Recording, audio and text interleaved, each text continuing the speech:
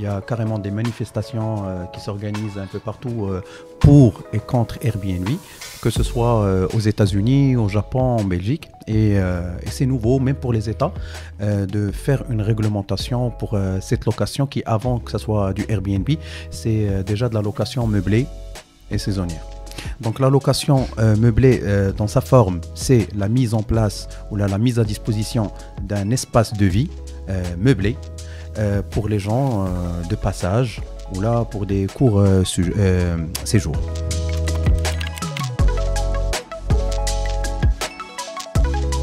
La loi qui régit la location meublée courte durée, c'est la loi 80-14 et il détermine que la location courte durée est une location qui commence à partir d'une nuit jusqu'à 30 nuits. D'accord. Au-delà de ça, c'est la loi de bail normale, qui est la 67-12, qui commence à régir tout ce qui est location lambda ou traditionnelle. Maintenant, c'est quoi déjà les biens qu'on peut, ou plutôt gérer par cette loi? C'est les bivouacs, c'est une tente, en meublé mise à disposition d'un passager ou d'un touriste, une chambre en colocation, un appartement, une maison, une villa, parce qu'on a tendance à penser que Airbnb c'est toujours, ou la location meublée c'est une chambre salon pour 2 nuits. Non, ça peut être même un camping-car qu'on met à disposition d'un client pour pouvoir dormir dans un camping quand il est fixe.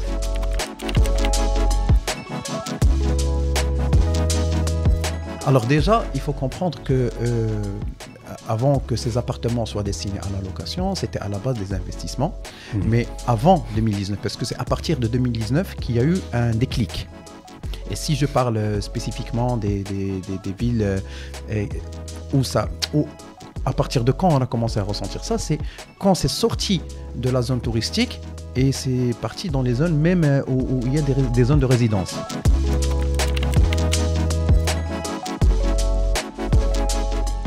Alors, quand on le fait seul, on peut le faire pour un appartement, 2 appartements. Mais à la longue, ça use. Pourquoi? Parce que plus on a de locataires, plus on a d'interventions, que ce soit les nettoyages, les ménages, le changement de lit, de drap, les petites interventions techniques, que ce soit pour la clim, le gaz, etc.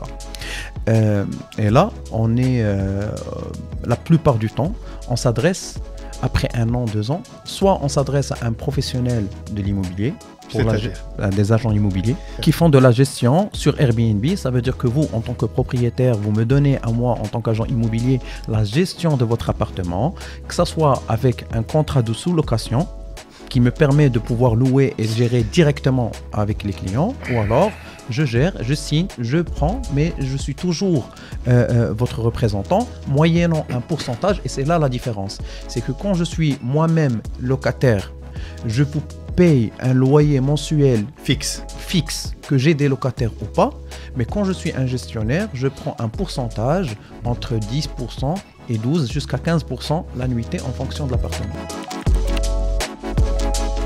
Ce qu'il faut savoir, c'est que Airbnb est une société. Et Airbnb, elle a pensé à tout. Car Airbnb aujourd'hui, quand on dit Airbnb, bien sûr, ou les génériques et tout, mais Airbnb le terme générique reste la référence. Pourquoi? Parce que eux innovent et les autres copient. Oui. Et Airbnb débauche des gens de chez Google, des gens de chez Facebook, qui leur métier est ce qu'on appelle l'expérience client. D'accord? Donc eux, ils pensent à tout. Le petit détail que vous pensez, ah oui, ça c'est bien, eux, ça leur prend des semaines de travail, de discussion et tout. Et donc Airbnb met en place un système de co-hôte. Ça veut dire, vous êtes le propriétaire, vous voyez ce qui se passe dans la plateforme, mais l'intervention se fait par exemple par Monsieur Ami. Donc vous avez une visibilité sur l'agenda, sur les réservations qui se font, sur les commentaires et tout.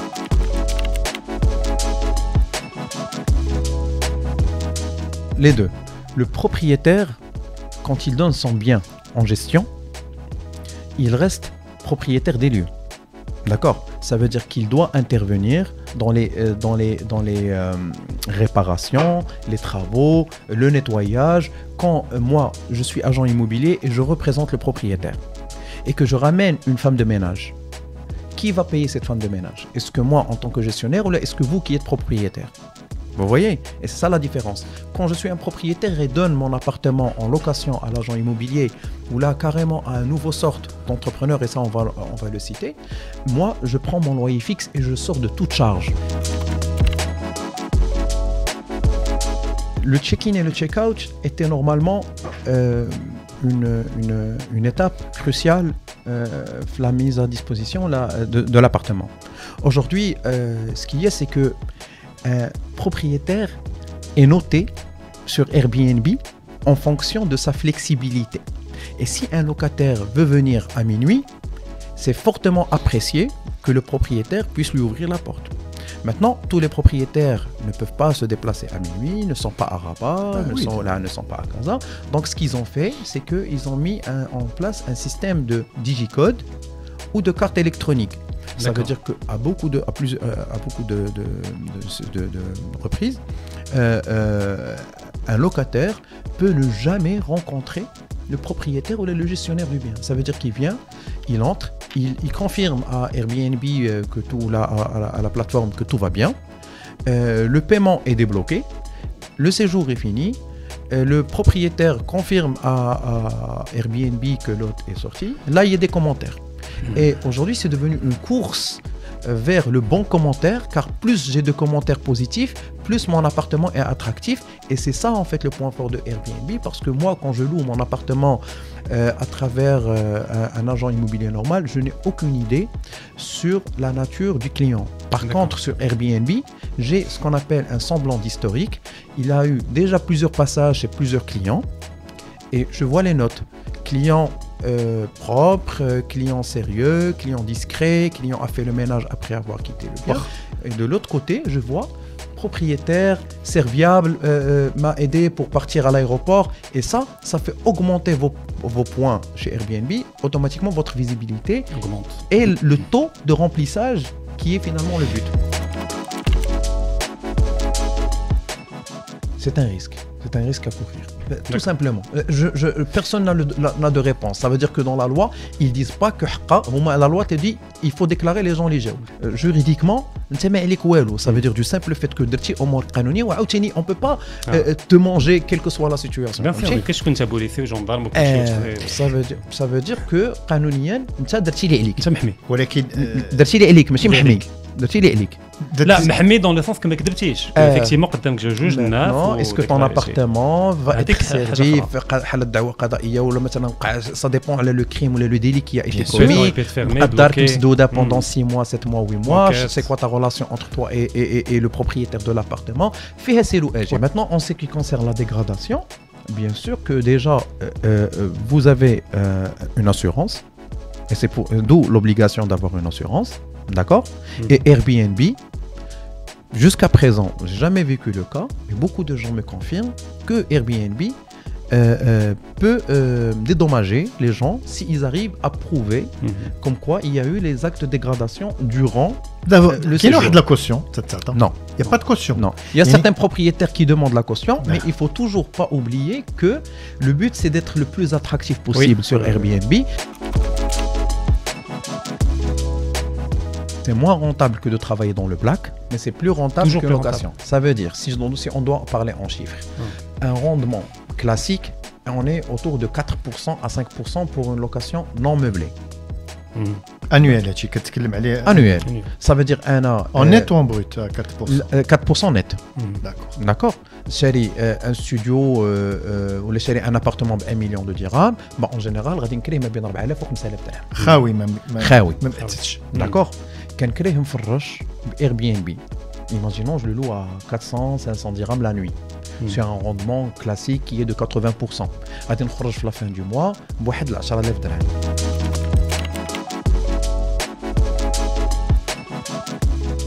La première réponse, c'est là où vient le choix de l'investissement. D'accord. Quand vous achetez un studio, bah, c'est des petites marges, mais récurrentes et fréquentes. Quand vous achetez un grand appartement que vous meublez, c'est des locations un peu moins, mais qui payent plus. Déjà de 1. D'accord. Le quartier. quand on achète un appartement franc-mer, ce n'est pas le même type de tourisme quand on achète un appartement centre-ville. Les gens franc-mer sont voués à rester quelques jours, quelques semaines. La deuxième réponse, c'était faire appel aux professionnels de l'immobilier qui, eux, automatisent les services. Par exemple, ils mutualisent pour la femme de ménage, un technicien qui fait pour la clim, son homme à tout faire pour les petites courses. Imaginons un locataire ou quelqu'un ça peut se faire, vous voyez. Ou là, imaginons est-ce que vous pouvez m'aider à donner le Medina. C'est des choses qui restent plus ou moins appréciées et ça nous aide. Ce n'est plus du temps perdu, mais c'est du temps investi.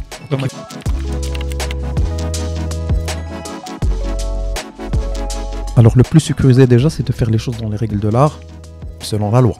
Et il y a le loup là, parce que qu'il s'agisse d'un agent immobilier ou pas, si ce n'est pas fait dans les règles de l'art, on risque de grosses sanctions. Maintenant, comme je vous ai expliqué, si vous avez, ça dépend de votre situation personnelle. Si vous avez du temps, si vous avez les capacités de pouvoir gérer votre appartement, faites-le. Via Airbnb ou là via un...